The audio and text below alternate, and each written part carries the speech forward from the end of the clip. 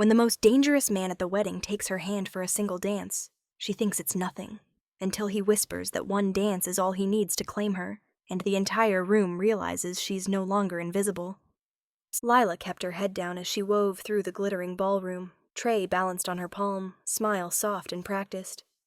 Weddings were supposed to be magical, but for her they were just long shifts, sore feet, and polite guests who looked right through her. Tonight was no different.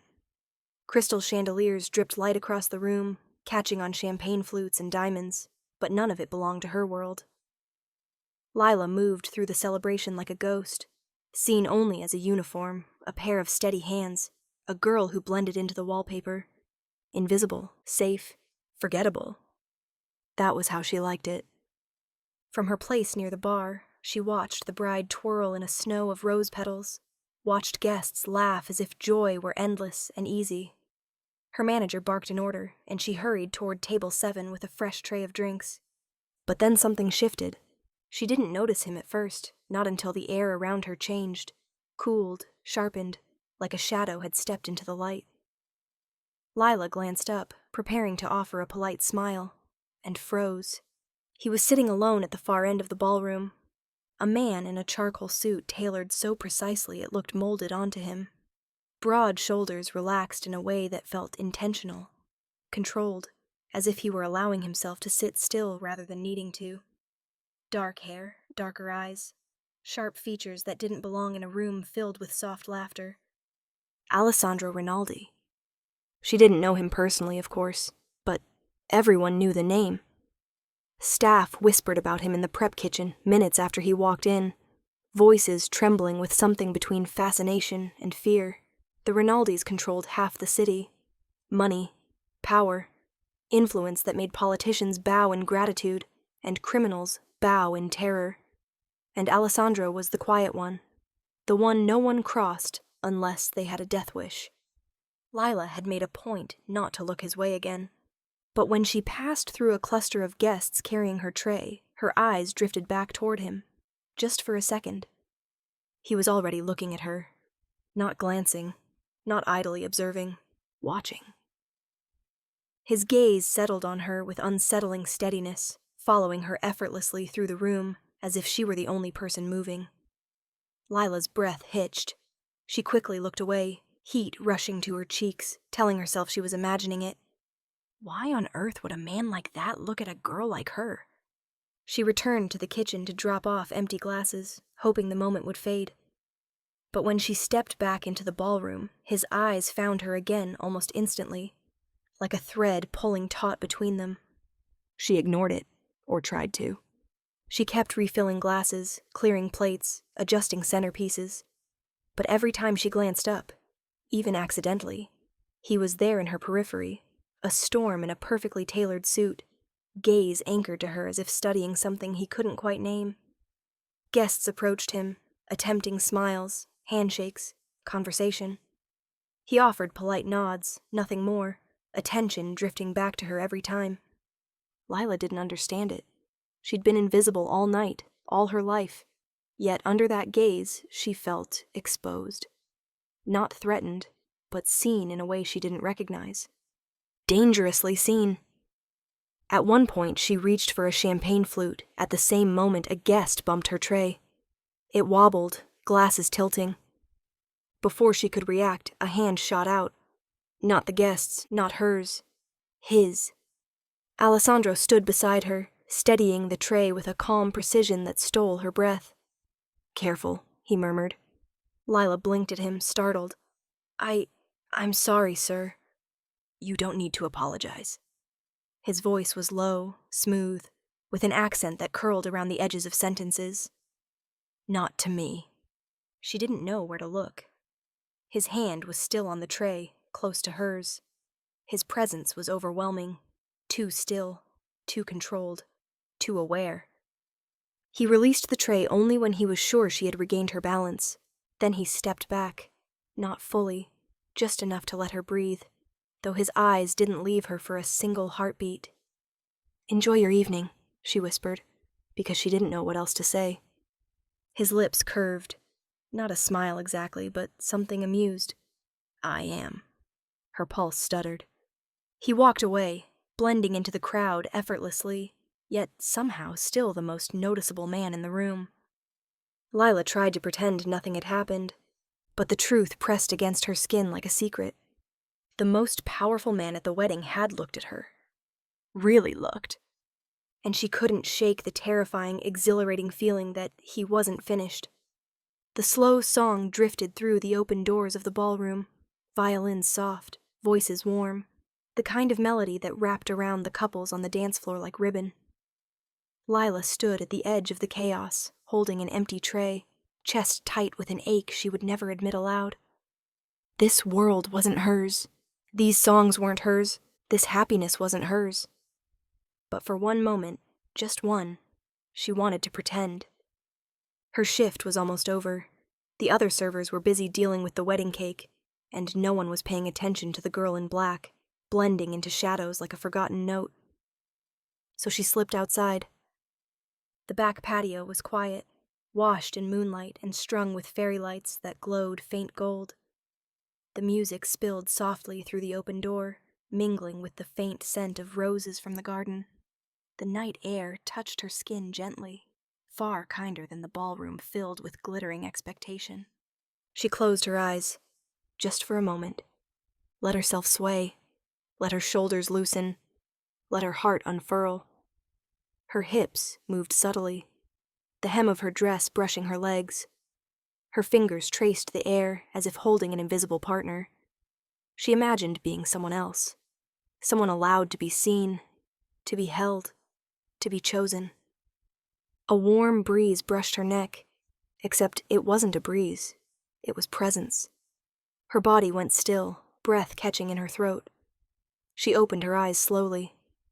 Alessandro Rinaldi stood in the doorway, not looking at the gardens, not looking at the stars, looking at her, like he'd followed the sound of her heartbeat rather than the music. He didn't move, but the way he watched her felt like a step forward, heat sliding over her skin, settling deep in her chest.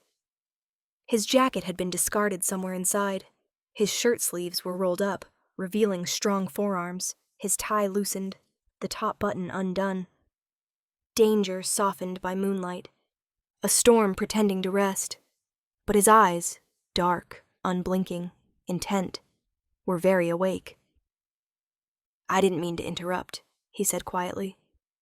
Her pulse tripped. "I was just taking a break." "You were dancing." His voice softened further, an almost private tone. "Beautifully." Her cheeks warmed. "I shouldn't be." "Who decided that?" he asked, stepping out onto the patio. "Your manager? The guests? Yourself?" She didn't know how to answer. He took another step, closing the distance between them. She should have moved back, should have put space between herself and the man everyone whispered about. But she didn't. He stopped in front of her, not touching her, just near enough that she felt the warmth of his body, the quiet command he wore like a second skin. The music drifted out in a soft swell of violins. Alessandro extended his hand, long fingers, steady palm, an invitation shaped like temptation. "Dance with me," he murmured. Lila's breath shook. I can't. I'm working." "You're on break," he countered softly, "and it's just one dance." She stared at his hand, at him, at the quiet certainty in his gaze. "Why me?" A slow, devastating smile tugged at the corner of his mouth. "Because," he said, "I saw you dancing alone, and one dance is all I need to claim you." The words weren't loud. They weren't aggressive. They were simply true, spoken in a tone that felt like a promise wrapped in velvet and steel. Her heart flipped violently. "I don't belong here," she whispered. "You belong exactly where I'm standing," he replied. He didn't push, didn't demand. He simply waited, his palm open, patience etched into every line of him, but his eyes burning with something far more dangerous. Her hand lifted before she could stop it. Barely a breath of contact, and the moment her fingers touched his, something shifted. Not the music, not the air. Something inside her, something inside him. Alessandro drew her in gently, as if she were made of spun glass instead of exhaustion and uncertainty. One hand slid to her waist, warm and steady, holding her like she mattered. Like she was the reason he'd come outside. They moved slowly, bodies close enough to feel each rise and fall of breath. Lila had never danced with a man like this.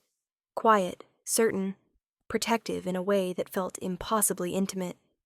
"Relax," he murmured, voice brushing her ear. "I've got you." Her eyes fluttered shut. She let herself lean into him, the world falling away until there was only the rhythm of his steps and the echo of her heartbeat. When she opened her eyes again, he was looking at her with an intensity that pulled her apart and pieced her back together. One dance, just one. And she knew, with a certainty that terrified her. He hadn't meant it literally. The doors to the ballroom swung open just as Alessandro's hand slid up Lila's spine. Not improper, not rushed, but deliberate enough that her breath trembled in her chest. They stepped back into the room together, still moving to the music, still connected at the waist and the hand, still living inside the illusion of that solitary dance. Except now they were no longer alone, and the whole room saw them. It happened slowly at first, one guest noticing, then another, heads turning, conversations trailing off mid-sentence as curiosity shifted into disbelief. The murmurs spread like ripples through a still pond. Is that her? A server? With him? He's dancing with a waitress? God, look at the way he's holding her. He's never touched anyone at a public event. Lila felt their stares like heat against her skin. She kept her gaze down, afraid that if she met a single pair of eyes, she'd crumble under the weight of their judgment. But Alessandro didn't let her shrink. His fingers tightened lightly at her waist, guiding her closer, angling her body toward his like he was shielding her from the crowd without breaking their dance. "Eyes on me," he murmured. She swallowed hard. "Everyone is staring." "I know," he said, with a calmness that felt almost satisfied. "Let them." His voice was gentle, but beneath it lay something darker. Certainty, possession, intent. It wrapped around her like warm smoke. Lila dared to look up at him. He held her gaze, unbothered by the watching eyes, his expression a mixture of focus and something she didn't dare name. Someone gasped when he brushed his thumb against the back of her hand. Someone else whispered, "He's claiming her, in front of everyone." Lila's pulse thudded painfully. No, he couldn't mean that. This had to be a dream, a moment, a slip of a powerful man's curiosity, not something that carved itself into concrete, but Alessandro's eyes said otherwise. Then the room shifted again. A new kind of tension rippled through the guests, sharper, tighter. Lila felt it before she understood it. The hairs on the back of her neck rose. She turned her head slightly, and her blood ran cold. At the far end of the room, near the bar, stood Daniel. Her ex. His face paled when he saw her, then flushed red, blooming with anger so vivid it twisted his features. He gripped his glass hard enough she thought it might shatter. His jaw clenched, the muscle ticking violently. He stared at her like she was property that had slipped its leash. And he stared at Alessandro like he'd found the man to blame. Panic flickered inside her chest. She stumbled, the illusion of the dance cracking. Alessandro's hand instantly steadied her. "Easy," he murmured. She couldn't stop herself. Her gaze snapped toward Daniel once more, her breath catching. Alessandro followed her line of sight, and when he saw the man glaring in their direction, something inside him changed. His posture shifted, subtle but unmistakable. His jaw locked, his eyes darkened, not with jealousy exactly, but with recognition. Assessment. A predator marking another predator too close to its prey. He lowered his head until his lips brushed the curve of her temple. Who is he? The question was soft, but deadly in its softness. No one, she whispered too fast. Someone I don't want to talk about. Alessandro didn't look away from Daniel. He looks at you like he owns you. Her heart stuttered. He doesn't. His grip tightened, just briefly. Good. She should have felt fear at the cold edge in his tone, the promise threaded between the syllables, but instead she felt something startlingly different. Safety, protection. A strange anchoring warmth. The music swelled, but no one cared anymore. The bride and groom were forgotten. Even the chandelier's glittering brilliance faded compared to the silent confrontation stretching across the room. Daniel took a step forward. Leela flinched. Alessandro moved instantly, not away from her but closer, their bodies aligning, his hand sliding from her waist to the small of her back. Protective, claiming, warning. Without raising his voice, without breaking their hold, he looked directly at Daniel. One glance, one warning, one unspoken message. Try it. Daniel stopped dead. The band played on, oblivious. Guests stared, breathless. And in the center of it all, Alessandro guided Lila into another turn, his hand firm, his eyes softening only when they returned to her. "You're safe," he said quietly. Tears pricked at her eyes. Humiliation, relief, fear, all tangled together. "Why are you doing this?" she whispered. He stared at her like the answer should already be obvious. "That dance," he murmured, brushing his thumb across her waist, "wasn't enough." Her heart twisted painfully, and deep down, dangerously deep, she feared she agreed. The music shifted, richer, deeper, a slow rhythm that wrapped around the ballroom like velvet. Conversations faded into soft murmurs. Glasses stilled mid-air. The candlelight reflected across polished marble, bathing the room in gold. And Alessandro didn't move. His hand stayed at Lila's waist, firm but gentle, anchoring her in place. His other hand held hers as if he'd been doing it his whole life. He drew her a breath closer, enough that she felt the heat of him, enough that the world outside their bodies blurred into insignificance. "Keep your eyes on me," he murmured again. She tried, but the weight of 100 staring eyes tugged at her, dragging her back into panic. She wasn't supposed to be seen here. She wasn't supposed to be part of the celebration, let alone at the center of it, dancing with the most powerful man in the room. Her voice shook. "Everyone's watching!" "Yes," he said, his gaze steady, unashamed, unwavering. "They should." Her breath hitched. No one had ever looked at her like she was worth being witnessed. A ripple moved through the room then, a shift in energy that put Alessandro on alert before Lila even understood what was happening. His hand tightened, not painfully, but possessively. His posture straightened, shoulders squaring. Someone was coming toward them. Lila's pulse kicked, dread clawing at her throat. She didn't have to turn to know who it was. Daniel. Her ex walked across the dance floor with the confidence of a man who had decided that tonight he would reclaim what he believed belonged to him. His jaw was tight, his expression sour with entitlement and bruised pride. His gaze flicked over Lila's dress, her held hand, her body pressed against another man's. He saw her dancing. He saw who she was dancing with. And he still came closer. Alessandro's thumb moved once against her hip, a silent warning that he was aware, prepared, and not about to release her. Daniel stopped inches away from them, chest puffed, voice oily with false charm. "Lila," he said loudly enough for nearby guests to hear. "Mind if I cut in?" She opened her mouth, but nothing came out. Fear strangled her voice, a reflex built from too many nights bracing for his anger, his control. But she didn't have to speak. Alessandro did. He didn't turn his head. He didn't loosen his hold. He didn't give Daniel even the courtesy of acknowledgement. He simply curled his fingers tighter around her waist and said one icy sentence that sliced through the ballroom like a blade. "She's with me." Silence. A sharp, chilling silence.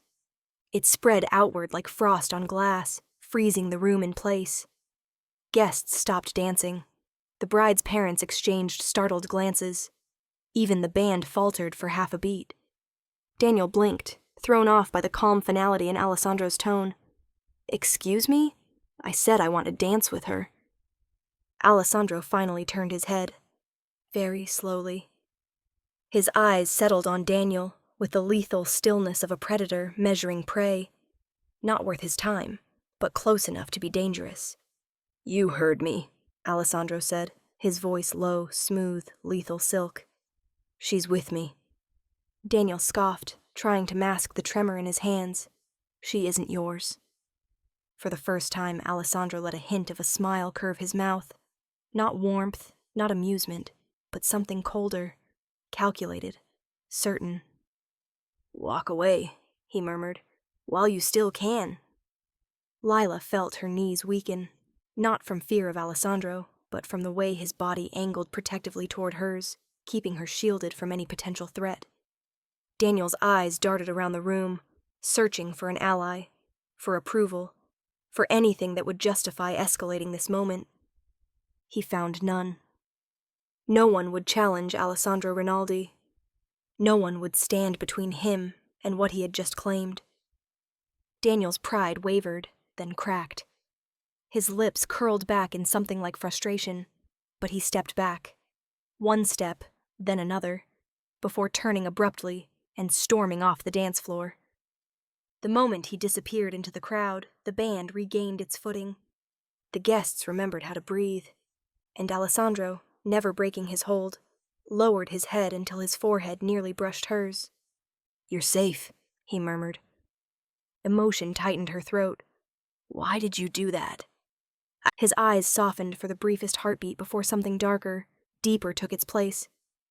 "Because," he whispered, "no man touches what I choose to hold." Her breath stuttered. "And I choose you. Tonight. And after." The music swelled again, but nothing could drown out the truth humming between them now. She had been invisible. Until him. And now, she was marked. "Seen," claimed.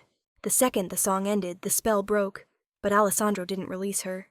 His hand stayed at the small of her back, steady and warm, guiding her through the sea of eyes that refused to look away. Lila tried to breathe, tried to convince her trembling hands to still, but her body was still vibrating from the dance, from the claim he had made in front of everyone. "She's with me," it echoed in her bones. He led her toward the edge of the ballroom, past crystal chandeliers and white roses, and the stunned silence of people who couldn't believe what they'd witnessed. Alessandro Rinaldi, that Alessandro, had chosen the invisible waitress to hold in his arms. When the doors to the outdoor terrace closed behind them, the cool night air rushed in like mercy. Lila stepped away from him, wrapping her arms around herself. The moonlight reflected off the marble railing, and the distant city lights glittered like broken glass. She needed air. She needed space. She needed to understand what had just happened. Alessandro didn't crowd her. He stood a few feet away, watching her with eyes that were far too sharp, far too knowing for comfort. "You're shaking," he said softly. Lila swallowed hard. "You caused that." He didn't deny it. Instead, he took a slow step toward her, hands sliding into the pockets of his suit pants, posture relaxed in a way that felt entirely intentional. Controlled. Dangerous. "You handled yourself well inside," he murmured. "Most would have panicked." "I wanted to," she admitted, voice trembling. "I'm not used to people staring at me like that." "No," Alessandro said. "You're used to being overlooked." The truth of it hit her like a breath she hadn't expected to choke on. Her chest tightened, and she looked away, fingers curling against the stone railing. "You shouldn't say things like that," she whispered. "You shouldn't think I don't notice," he countered. Silence stretched, thick with unspoken questions, and a tension that curled slowly between them. Finally, Lila forced the words out. "Who are you? Really?" Alessandro's eyes gleamed in the moonlight, dark, dangerous, amused. "You danced with me," he said slowly, "but you don't know my name?" She hesitated. "I know your first name. People said it once or twice, but your last name..." She couldn't finish the sentence, because she already suspected, because her ex had practically fled the room the second Alessandro looked his way, because the whispers had chased her through the kitchen all night. "Someone from the Rinaldi family is here. The Rinaldi." Alessandro watched her with a level of patience that felt like a luxury he didn't give many people. Then he closed the last few inches between them. "I am Alessandro Rinaldi, he said quietly, head of the Rinaldi family. Every deal that moves through this city goes through me first. Every powerful family sends their respect. Every enemy, his gaze darkened, knows my name before they die. Her breath faltered. There it was. The truth delivered not as a threat, but as a simple fact. As casually as if he'd told her the time of day. Lila stared up at him, heart pounding, mind racing with every horror story she'd ever heard whispered in alleyways and bars. You're a Mafia boss, she breathed. Yes. And you danced with me. He lifted a hand, brushing a stray curl from her cheek with a tenderness that contradicted everything he'd just confessed. I didn't dance with you, he corrected, voice low. I chose you. Her heart skittered. This isn't a game, Lila, he continued. I don't chase things to pass the time, and I don't touch what I don't intend to keep. Her knees went weak. Why me? She whispered. You don't even know me. I know enough, he murmured. I know you're brave enough to walk away from men who don't deserve you. I know you'd rather blend into a crowd than beg for attention. I know you're careful with your words, careful with your heart. His fingers lightly traced her jaw. And I know, he added softly, that the moment you stepped onto that patio alone, you were mine to find. Lila took a shaky breath, tears pricking her eyes, not from fear, but from the overwhelming intensity of being seen for the first time in years. What do you want from me? She asked. His answer came without hesitation. Time, he said. One night to start. And after that, we see how long it takes before you stop pretending you don't want me to. Lila's pulse stuttered. So you're not finished with me, she whispered. Alessandro smiled, slow, devastating, certain. I haven't even begun.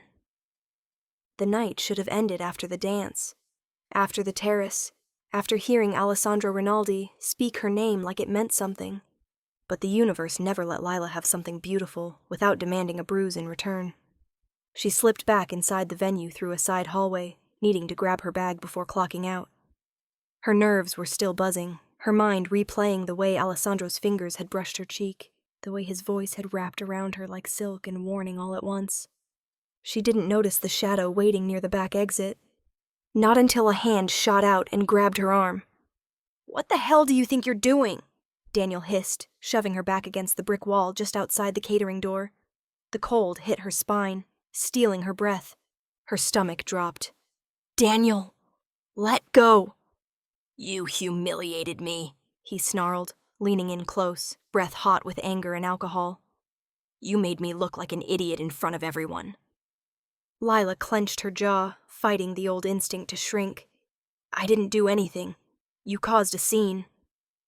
Oh, so now you're blaming me? His grip tightened, fingers digging hard enough to bruise. You think you're too good for me now? You think that rich bastard wants you? Her pulse spiked. Let me go. Please. No, he spat. You owe me a... He didn't finish the sentence, because suddenly his hand was gone. Ripped away. Daniel stumbled back with a sharp cry, clutching his wrist like it had been crushed in a vice. His eyes widened when he saw who stood behind him. Alessandro. Silent, motionless, deadly. A darkness clung to him that hadn't been there during their dance, an aura that made the air feel thinner, heavier, harder to breathe, the kind of presence that warned every instinct in a person to run. But Daniel didn't run, not at first. He puffed up his chest, trying to salvage pride. This is none of your business. Alessandro stepped forward, and the night temperature seemed to drop by 10 degrees. He did not touch Daniel again. He didn't have to. The threat radiated from him like cold heat. Take one more step toward her, Alessandro murmured, and you won't walk away tonight. Daniel froze. You can't talk to me like... I'm not talking, Alessandro cut in softly. I'm promising. The words didn't rise in volume. They didn't carry anger. That made them infinitely worse. Alessandro shifted his gaze to Lila, and the transformation was startling. his expression softening by a fraction, enough to reveal what Daniel had failed to understand. She mattered. To him. And that made this moment lethal. He reached for her hand, weaving their fingers together with slow, deliberate certainty, before turning back to Daniel. "You grabbed her," Alessandro said. "You touched her without her consent." Daniel swallowed hard, bravado bleeding into fear. "She's my girlfriend." "Ex," Lila whispered. Alessandro's jaw flexed in satisfaction. "There it is. You no longer have any claim to her. None. And you will never speak to her, approach her, or look in her direction again." Daniel bristled. "You think you can tell me what to do?" Alessandro took a single step forward. Daniel stumbled back like he'd been shoved. "I don't think," Alessandro said quietly. "I know." Something in Daniel snapped. His fear finally overpowered his stupidity, and he tried to turn away. But Alessandro wasn't finished. "Daniel," he said, voice calm enough to chill bone. "Look at me." Against his own will, Daniel obeyed. "Threatening her," Alessandro said, "is threatening me. I assume you understand what that means." Daniel's face drained of color. I wasn't threatening." "You were," Alessandro said simply, "and there will not be a second time." Daniel backed away, tripping over his own feet as he rushed toward the parking lot, disappearing into the darkness. Silence settled like dust. Lila realized then that her hand was shaking in Alessandro's. He felt it. He stepped closer. "Did he hurt you?" The softness in his voice was in shocking contrast to the violence that had just crackled through the air. She shook her head. "No, he used to, but not tonight." Alessandro lifted her chin gently with 2 fingers, his gaze scanning her face for any sign of injury before locking onto her eyes. "That man will never touch you again," he said. "Not as long as I'm breathing." Her throat tightened. "You didn't have to step in." "I did," he corrected. "I will always step in." A tremor ran through her, not fear, but something far deeper, far more dangerous. "Why?" she whispered. Alessandro leaned in until his breath warmed her cheek, his words brushing the shell of her ear. "Because you are under my protection now," he said. And he made the mistake of forgetting that. Her heart hammered. He wasn't asking permission. He wasn't hesitating. And for the first time in her life, someone powerful was standing between her and the darkness instead of dragging her into it. She let out a shaky exhale. "What happens now?" Alessandro's eyes softened in a way no one else would ever see. "Now," he murmured, "I take you home." And the way he said home made her wonder if he meant something far more permanent than he was allowing her to realize. The city was quieter than usual, a strange hush settling over the streets as Lila and Alessandro walked side by side. He didn't release her hand, not even once. His grip wasn't crushing, wasn't demanding. It was steady, unwavering, the kind of hold that spoke without words. "You're not walking this road alone tonight." When she'd tried to protest, stumbling over excuses about the bus and how he didn't need to bother, Alessandro had simply given her a look, one that made her pulse skip, one that allowed no room for argument. "No one touches what I protect," he'd said, "and that includes the cold, the dark, and the men who lurk in both." So she walked, with him. Under the dim glow of streetlights, her nerves slowly unwound, even as her heart stayed tangled in knots. His presence was overwhelming, not in size, not in stride, but in the quiet certainty he carried like a second skin. Power walked next to her, shadowed her steps, wrapped around her shoulders like a coat warmer than anything she owned. For several minutes, neither spoke. Lila liked the silence, but it was Alessandro who broke it. "Do you always flinch when someone raises their voice?" he asked softly, without looking at her. Her breath froze. She wished she had a lie ready. She didn't. "Not always," she whispered. A pause, not of surprise, but calculation. A man building a map of her wounds, memorizing each one. "He hurt you," Alessandro said, voice controlled, too controlled. "Your ex." She stared at the cracked sidewalk. He had moments. Mistakes, Alessandro murmured. Are spilling wine or forgetting a name. When a man lays hands on a woman, he makes choices. Lila swallowed. People don't usually talk about it like that. People don't usually talk to me the way you did tonight. He finally looked at her, and the weight of that gaze nearly stopped her breath. She'd never had someone look at her and see everything. Not just the marks of fear she thought she'd hidden. Not just the trembling she tried to control. He saw the strength underneath. The girl who'd been surviving in silence. The girl who had stood on a patio and danced even when the world wasn't watching. It scared her more than Daniel ever had. "You don't have to fix me," she whispered. I'm not fixing you," he cut in. "I'm learning you." Her pulse stuttered. "Why?" He didn't answer immediately. His steps slowed until they stopped entirely in the glow of a street lamp. She turned to face him, her breath misting in the cold air. He stepped closer, just enough that she felt the warmth radiating from him, enough that the night air hummed with the space between their bodies. "Because you let me see you," Alessandro said quietly. "Really see you. People don't do that with me. They hide, they fear, or they pretend." Lila's voice was barely audible. "I wasn't trying to do anything." "That," he murmured, "is exactly why it matters." Her heart twisted painfully, surprise and fear and longing blurring into something she didn't have a name for. He reached up, his fingers brushing a loose strand of hair behind her ear. His touch was gentle, unexpectedly so for a man whose name alone could end arguments, careers, lives. "You don't understand yet," he said, his tone darkening. "But tonight changed things." Lila's voice shook. "For who?" "For me." Her breath caught. "And what does that mean?" "It means," he said slowly, intimately, "that I will not allow anything or anyone to hurt you again.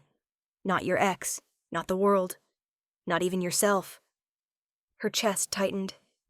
"Alessandro, that sounds like possession," he finished, eyebrow lifting. "Protection." "Both. Neither. Something more dangerous." He tilted her chin up gently. "It sounds like truth," he said. The wind stirred, but neither moved. The city fell even quieter, as if holding its breath for what might come next. Finally, they resumed walking, but this time his hand drifted from hers to the small of her back, guiding, steadying, claiming without a word. And Lila realized with a shiver she couldn't hide. She had stepped into his world tonight, without ever meaning to, and his world was already rearranging itself around her. Lila woke to something she never expected. Silence.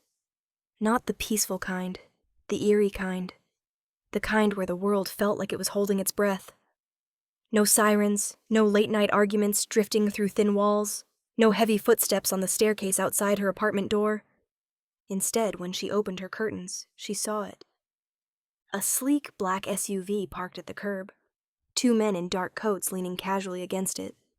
Another man pretending to check his phone across the street, but standing too still, too alert. Her stomach dropped. Security. His security. She rushed outside, heart pounding, anxiety soaking into her skin.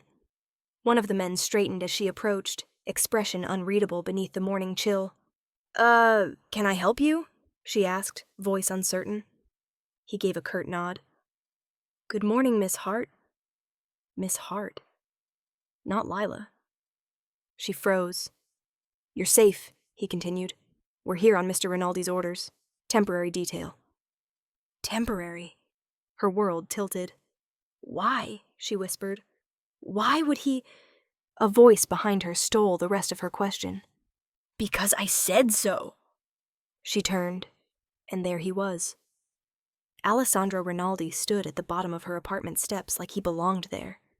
Like this street, this morning sun, this small slice of her life had been waiting for him to arrive. He wore a dark wool coat, tailored perfectly, the collar turned slightly against the cool breeze. His hair was tousled, like he'd run a hand through it one too many times, an oddly human gesture for a man built of control and quiet danger. But it was his eyes that made her breath stutter.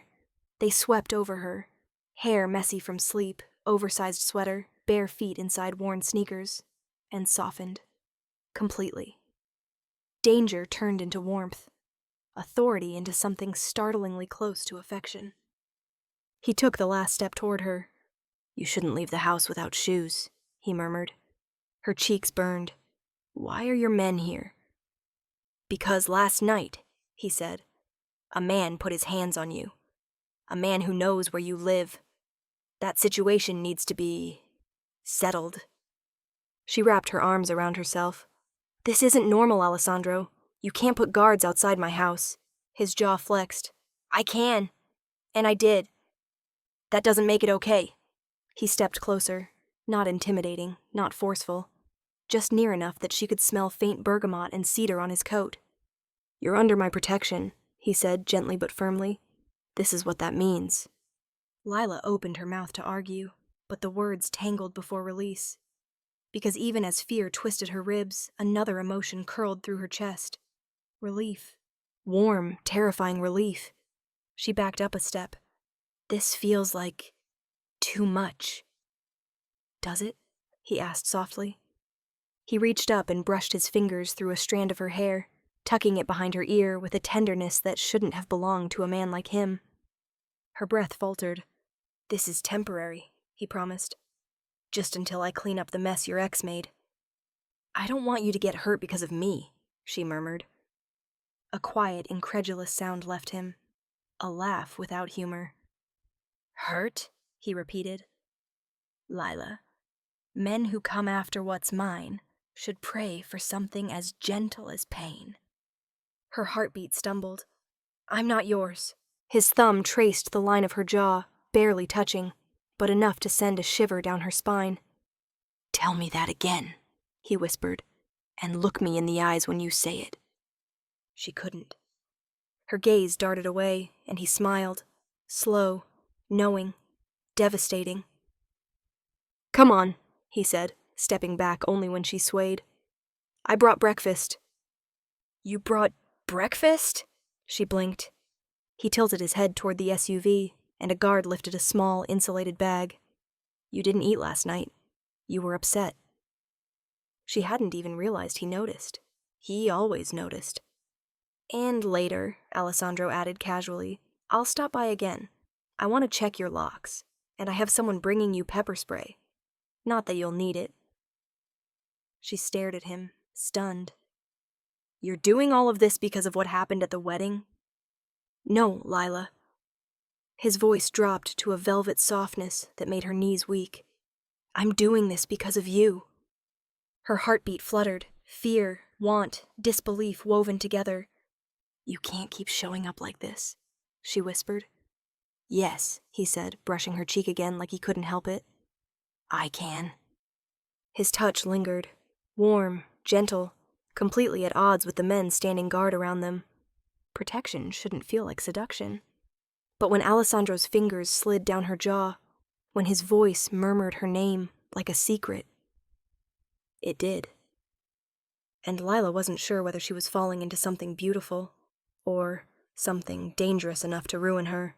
Lila's shift ended early, a rare mercy on a day where every breath felt too loud, too heavy.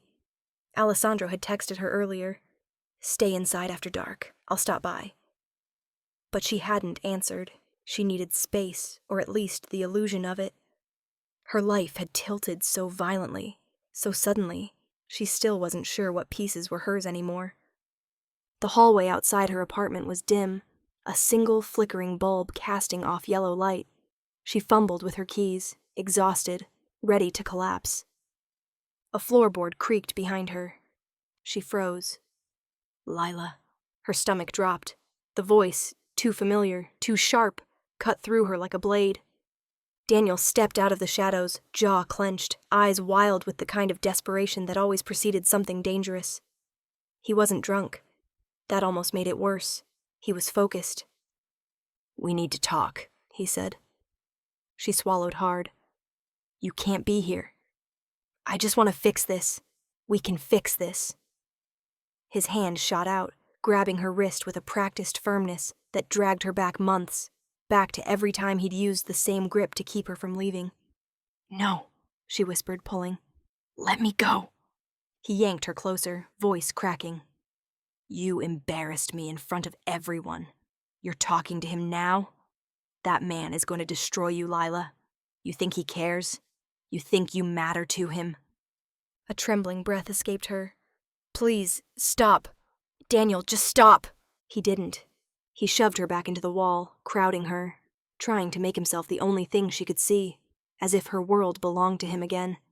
"You don't walk away from someone who loves you," he hissed. "Let me go!" He raised a hand, not to hit her, but to slam the wall beside her, caging her in. But his hand never reached the wall, because another hand intercepted it midair. A hand with veins tight, knuckles flexed, strength coiled beneath perfect control. A hand she knew. Daniel froze, then turned, and his face drained of color. Alessandro stood behind him, coat still on, hair slightly tousled from the cold night air.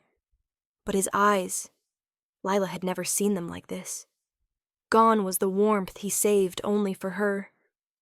Gone was the softness that touched her cheek, her hair, her name. These eyes were a warning, a sentence, a promise of violence. In one movement too fast for Daniel to react, Alessandro twisted his arm behind his back, pushing him face first into the door. Daniel cried out, choking on shock and panic. "You shouldn't have come here," Alessandro said, voice low, deadly low. "You shouldn't have touched her." She's lying," Daniel gasped. "She didn't tell you." Alessandro cut him off by slamming him harder against the wood. The wall shook. Dust drifted from the ceiling. "If you were smart," Alessandro murmured, leaning in, his mouth near Daniel's ear, "you'd beg for prison. Because the alternative is me." Daniel whimpered. Lila pressed herself back against the wall, breath trembling. She wasn't afraid of Alessandro hurting her, but the coldness in him, the precision of it, was terrifying to witness so closely. He looked like death wearing a tailored coat. "You don't get to come near her again," Alessandro said. "You don't get to look at her. You don't get to speak her name. You don't even get to remember her face.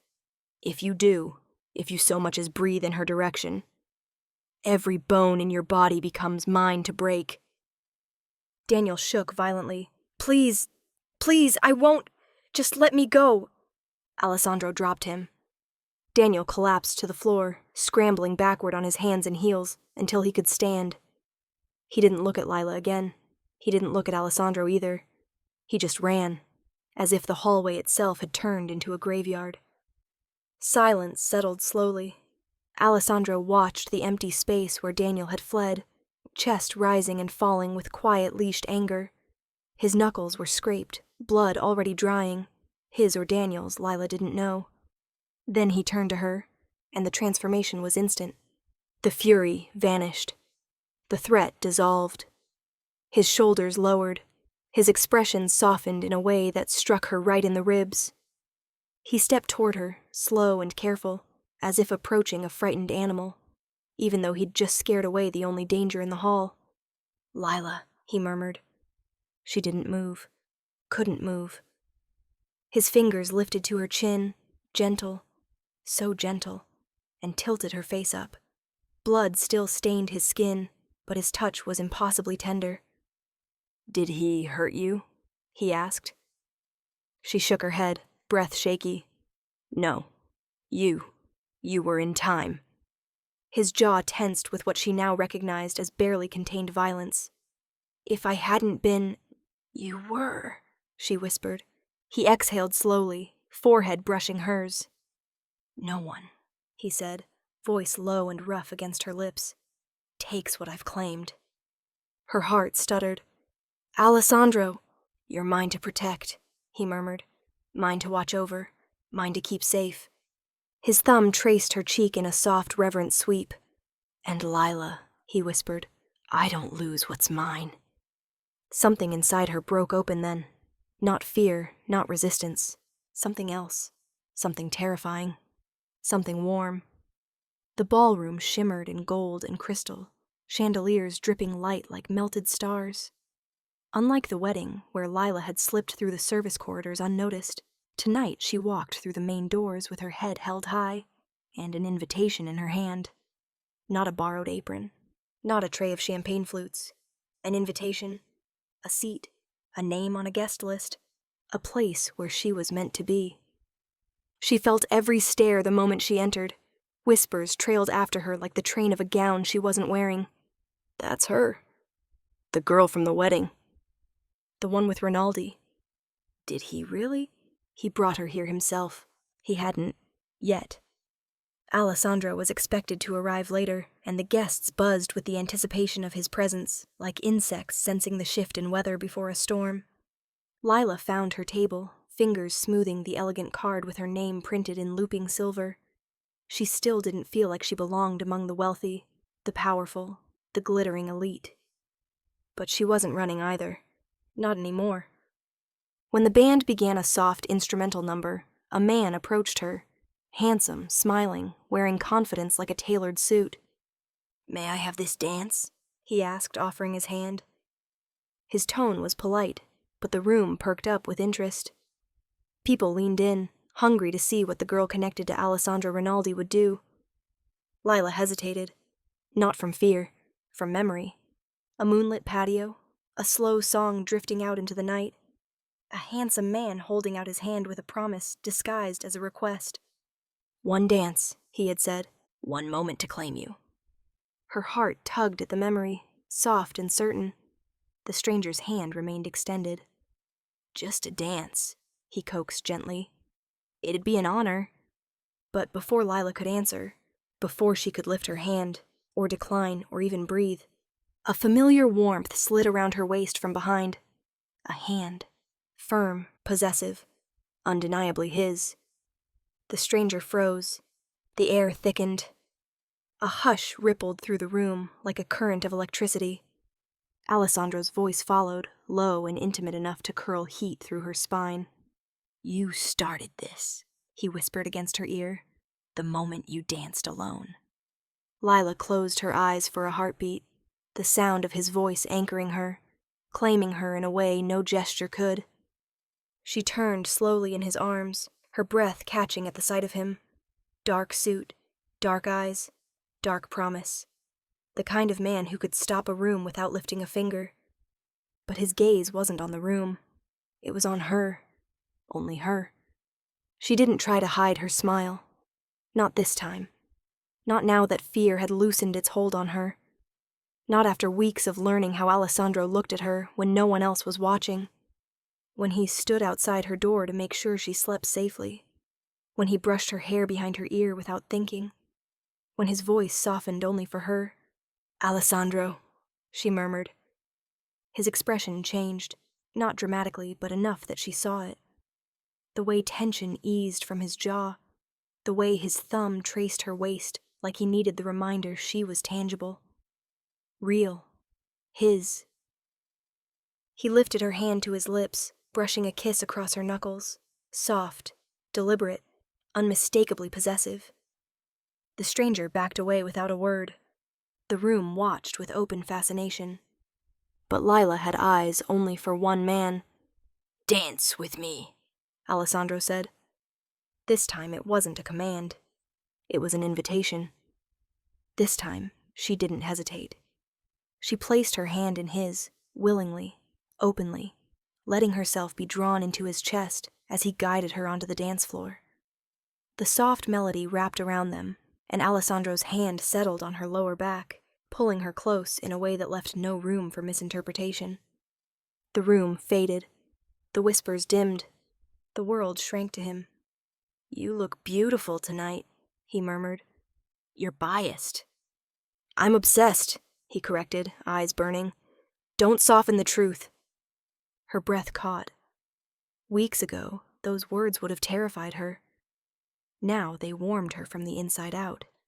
"You don't have to claim me," she whispered, though her fingers curled around his jacket like she already had claimed him in return. "Oh, Lila," he said, leaning in until his forehead touched hers. "You were mine the moment you stepped into my arms at that wedding." "Was I?" she breathed. Yes, he whispered, and every night since. She didn't try to pull away. She didn't deny it. She didn't pretend anymore. Instead, she lifted her chin and kissed him. Softly at first, testing. But Alessandro made a sound low in his throat and deepened it, his hand sliding up her spine, gathering her close as if the world was finally watching the truth he'd known from the beginning. When they broke apart, the room was silent. And Alessandro Rinaldi, dangerous, feared, untouchable, looked at her like he'd finally won the only war that mattered. "You belong to me," he said softly, not asking. Lila's heart steadied in her chest. "And you," her fingers lifted to his cheek, "you belong with me." The band played on, the audience stared, and the dance, the one that started alone on a patio, finally had its ending. Or rather, its beginning.